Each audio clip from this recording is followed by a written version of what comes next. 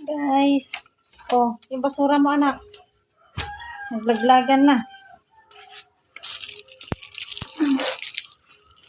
Mas dami basura, di mo tinapon.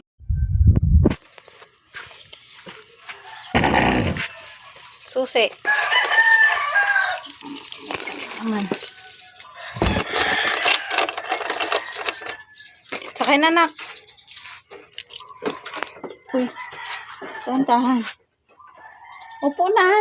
Ibibili pa tayong baong mo. Bala ka, di kita bibilan. Late na tayo.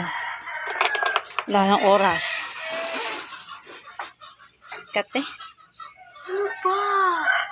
At ayan, dahil tanghali na naman, iwanan muna natin yung mga gawain natin. Dahil magluluto naman tayo ngayon ng pang-ulam natin. So ayan na, ang lulutuin ko ngayon ay atay balunan. Aadobohin ko at nahanda ko na nga rin yung ating mga panggisa. So let's go guys, samahan nyo ko magluto.